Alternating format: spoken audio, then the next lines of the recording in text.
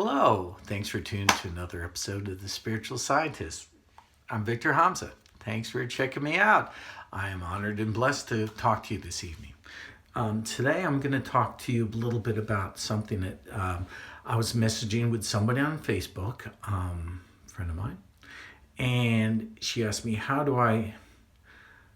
could you do a video about releasing childhood trauma? Oh, I said, that'd be a wonderful subject to talk about. So let's talk about it. And you could tell from the title of this video, that's what we're going to talk about. So tell you a quick story in relation to it, and I'll reflect back to the story. So when I was 9, I was in the neighborhood where I lived, and back then you didn't need the bicycle helmets, and everybody rode on your bikes all day, and we could do whatever we want. We knew it was time to go home when we really got super hungry or when the sun went down. Otherwise, when there was your day out of school, you just go out and play. I remember in the middle of town there was a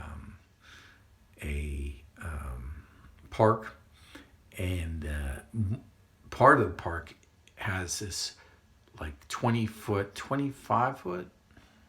It probably is only 20, but it seemed taller when you were little. Again, I was 9, had a stone wall. So I said, wouldn't it be cool to climb it?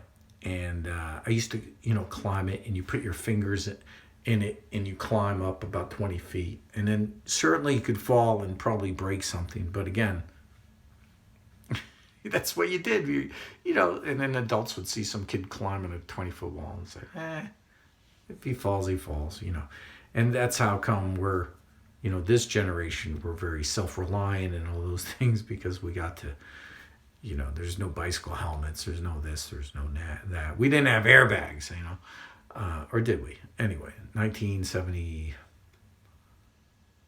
what year did the airbag come out? 76? Yeah, I guess we did have airbags. Anyway, so I remember climbing up this wall. Again, I was 9. And the point of the story is, at one point, I would climb it all the time. One point, I remember I was like more than halfway down. I fell, and then I jammed my elbow. And I was like, ow. And it hurt, and it kept hurting. And I said to myself, I remember reflecting on it. It's like, why is it hurting? I know it's hurting to let me know that was stupid to do. And it's also hurting to let me know, there's pain going on, to let me know that I shouldn't do that behavior and to stop it. And the third thing that the pain was hurting is because I actually hurt it. So I was self-reflecting back when I was 9 about when I hurt my, elbow. I remember it was this arm. And I was like, part of the pain is the pain. Part of it is us understanding not to do it again.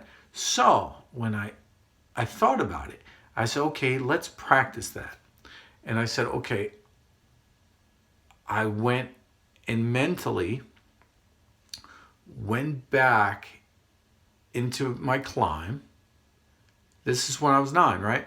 I mentally went back into the climb and mentally did the steps instead of making the same mistake.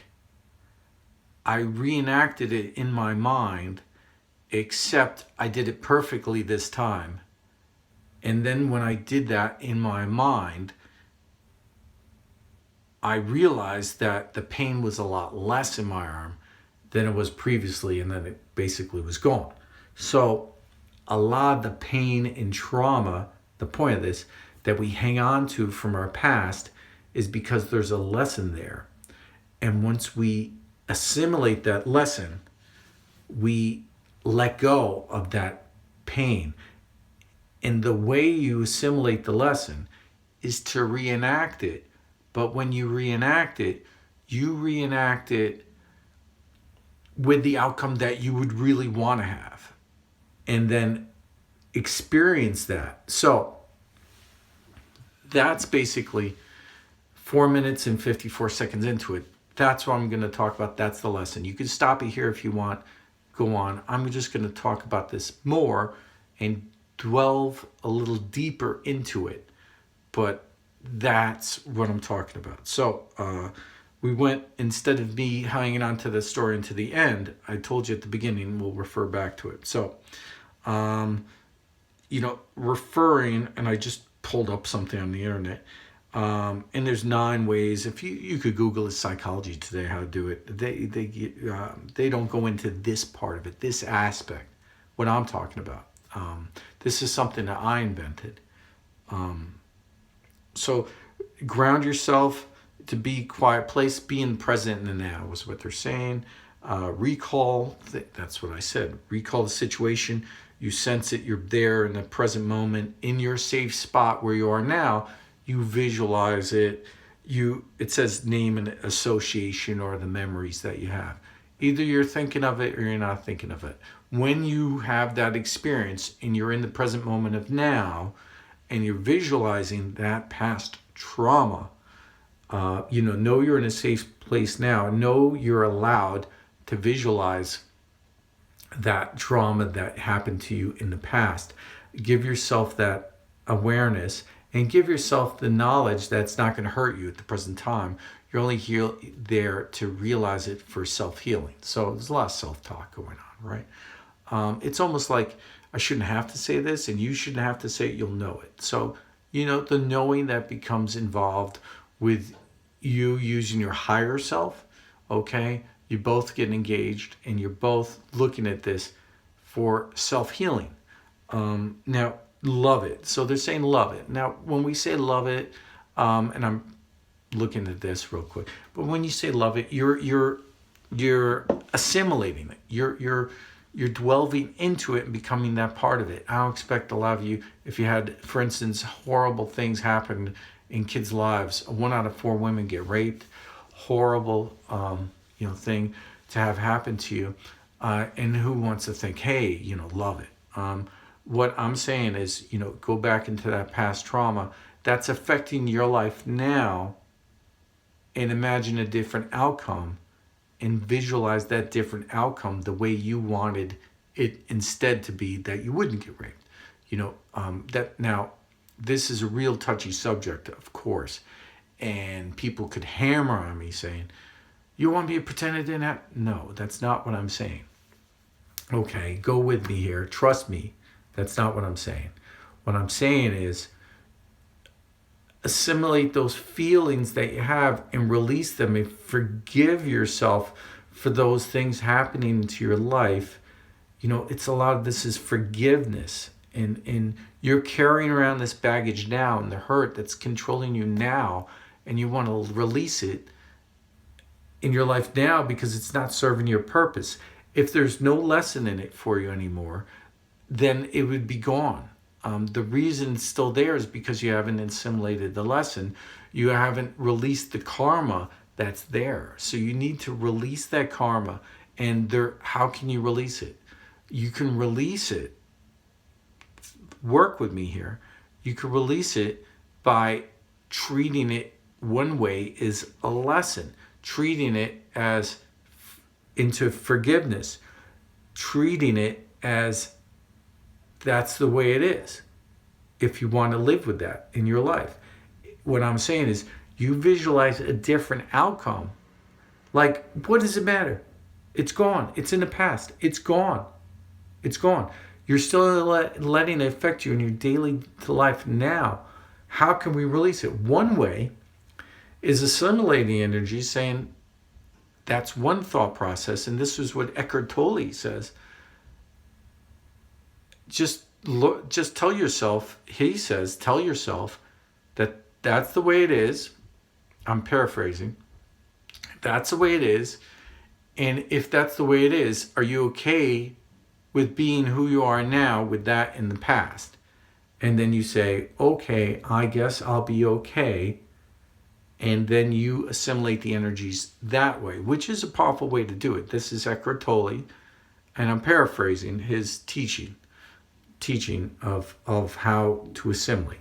So that's one way to assimilate. So you say, okay, this happened in the past. Does it make me less of a person now? No. Does it make me less of who I am in the world? No. That's my past, and it's about acceptedness, and you're accepting that it happened to you. Okay, so that acceptedness is important. What I'm working with you here as well, my idea is assimilating it as your brain gets wired a certain way, right? You have certain ways that your brain is connected. Those wires are in your brain that's wired up, and it's saying to yourself, okay, this has this connection, this has this connection, okay, this has this connection. Those are the synaptic, brain cells that are connecting, and then you're going in there, you're reliving it, but instead you're rewiring your brain and saying, I actually had this outcome happened instead. And you can make it whatever outcome you want. When you visualize that positive change, your body responds, your energy signature responds to that change. So when I realized I fell off the wall and that the pain was happening, but I had to go back and relive it and do it in a way that I understood the lesson, so then when I climbed down again, I wouldn't get hurt. Then the pain stopped hurting. So what I'm saying is not lying to yourself, but relive it in a way that you're giving yourself the lesson so those things won't happen again. That's what I'm saying. And those things, when you assimilate the lesson, then the trauma has no function in your life and it's gone. So it's that, and Eckhart Tolle does talk about it, it's this separation. We build ourselves, here's the trauma, and you're building your awareness around the trauma like a shell. And then it builds up and builds up and builds up. So in the energy workers world and light workers world, we say you have a buildup of energy around this karma, and you need to release it. So in energy work and Reiki work, whatever, you send healing energy to this, breaking through that barrier, healing comes, and then it releases.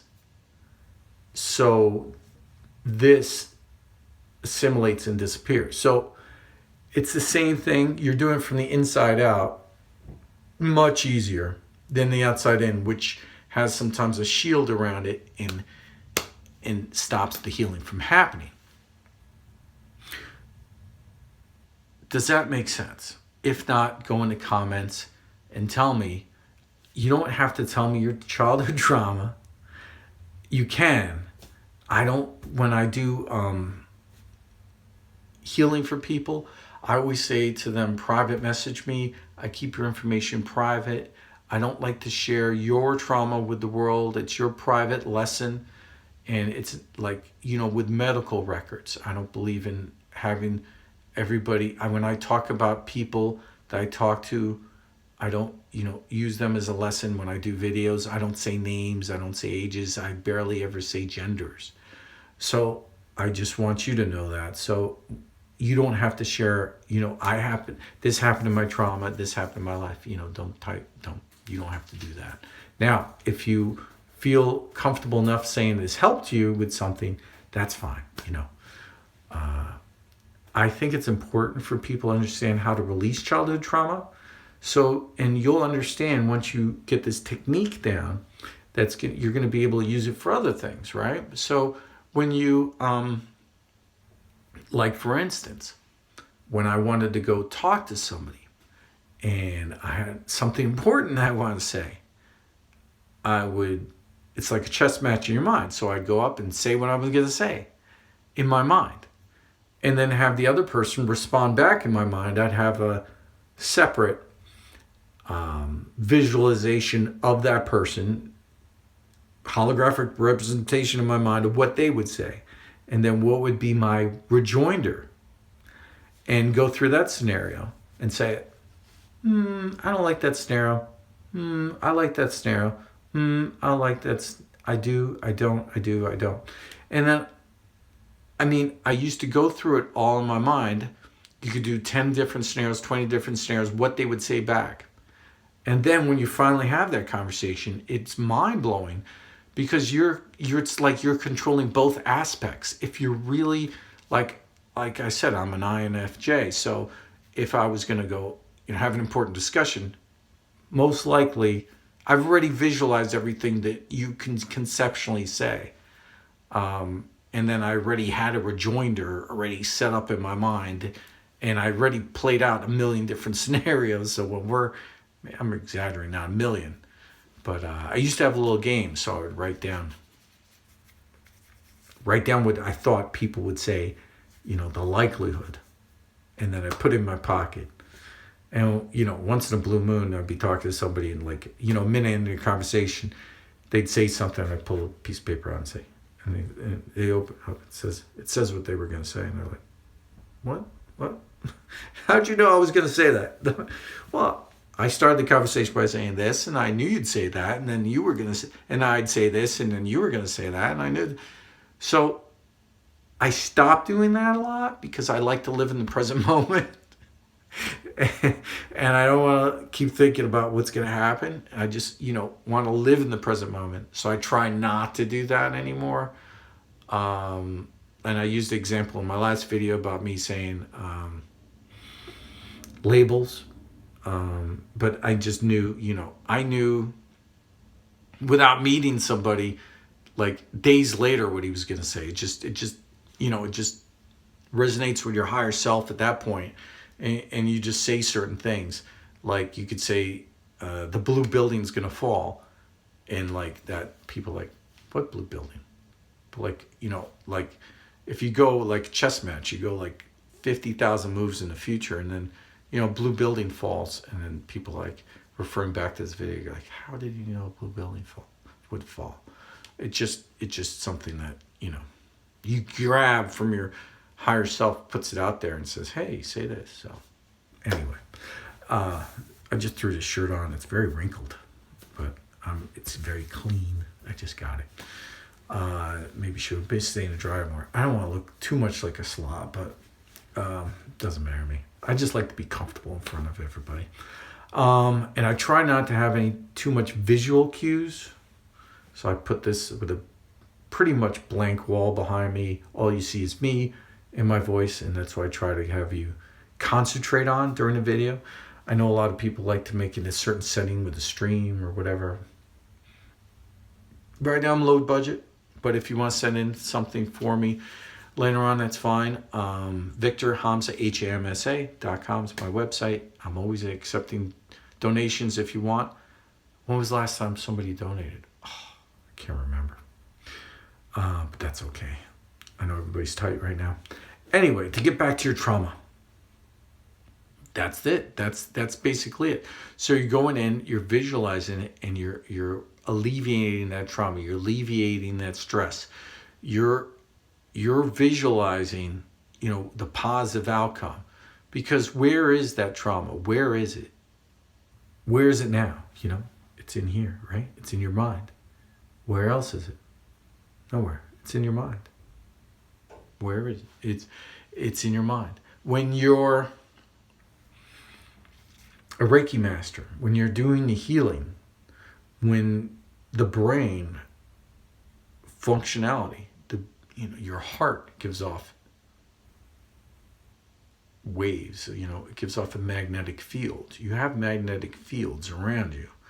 When your brain gives off they're starting to understand this now with advanced MRI techniques, that they can actually start to decipher brain patterns and, brain functionalities. When you're a Reiki healer, your brain is the most advanced computers in the universe. When that's hooked up to your sensation, feeling, and everything, when you can feel magnetic, what I'm saying, energy fields in doing healing, you could get in and feel that trauma when you're helping and healing somebody, and you can intuit and then get that and say, hey, there is a trauma. Yeah, I mean, it is perceptible to other people in your reality now that you had that trauma. And from 99% of people on a subconscious level, I mean, let's say 99% of people don't know, but the people who do feel on a subconscious level, it's less than 1% of people actually can, sense it and feel it and actually say, hey, you had a childhood trauma when you were 7, 9, whatever. And then, and then you're like, huh. And the reason it comes up is for healing. The reason these things come up is to be resolved. It's not to torture you. That's the important thing to know, okay? You're not reliving it over and over again to torture you. It's not a punishment. It's for forgiveness and the lesson. Forgiveness and the lesson. I feel like doing that with my hands again.